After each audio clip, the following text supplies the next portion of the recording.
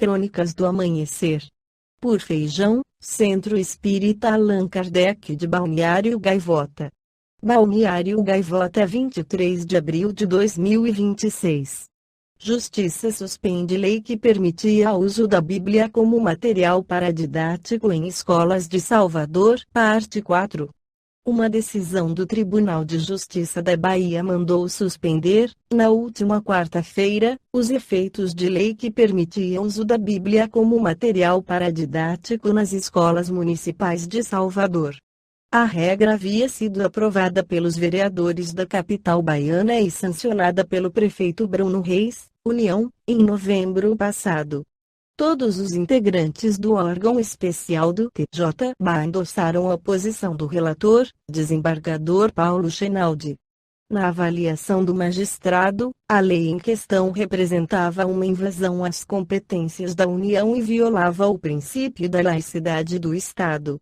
A instituição de conteúdo pedagógico de natureza religiosa pode afetar a liberdade religiosa e comprometer a laicidade estatal, considerou o desembargador. Outro ponto citado no acórdão é a possível interferência do Legislativo na gestão administrativa da educação. A edição de lei de iniciativa parlamentar que institui a Bíblia como recurso paradidático pode configurar usurpação da competência do Poder Executivo, frisou Chenaldi. O caso foi parar no tribunal em ação movida pelo PSOL. A legislação sancionada por Reis permitia que a leitura da Bíblia fosse usada como recurso paradidático nas escolas públicas municipais e também em instituições privadas da capital baiana. Segundo a lei, histórias bíblicas poderiam auxiliar projetos pedagógicos em disciplinas como história, literatura, filosofia, artes e ensino religioso. Nenhum aluno seria obrigado a participar das atividades, ainda conforme o texto. No entendimento do relator, porém, ainda que a participação fosse facultativa, a atividade poderia ter impacto indireto na rotina escolar. Isso porque o uso de conteúdos religiosos em disciplinas obrigatórias poderia afetar estudantes que optassem por não participar. Por isso, diante da proximidade do início do ano letivo, o TJ-BA entendeu que era necessário suspender imediatamente a norma para evitar efeitos práticos nas escolas. A decisão vale até o julgamento em definitivo do caso.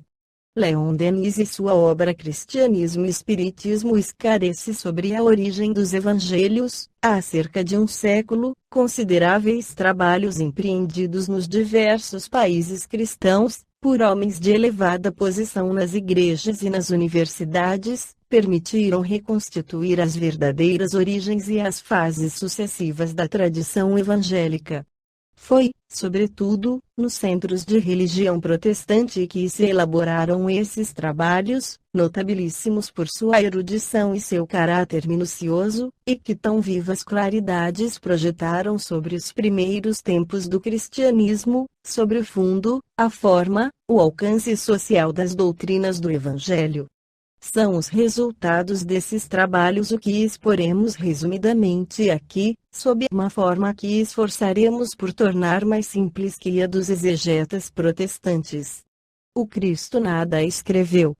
Suas palavras, disseminadas ao longo dos caminhos, foram transmitidas de boca em boca e, posteriormente, transcritas em diferentes épocas, muito tempo depois da sua morte. Uma tradição religiosa popular formou-se pouco a pouco, tradição que sofreu constante evolução até o século IV. Durante esse período de 300 anos, a tradição cristã jamais permaneceu estacionária, nem a si mesma semelhante.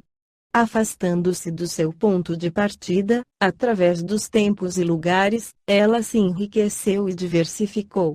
Efetuou-se poderoso trabalho de imaginação, e, acompanhando as formas que revestiram as diversas narrativas evangélicas, segundo a sua origem, hebraica ou grega, foi possível determinar com segurança a ordem em que essa tradição se desenvolveu e fixar a data e o valor dos documentos que a representam.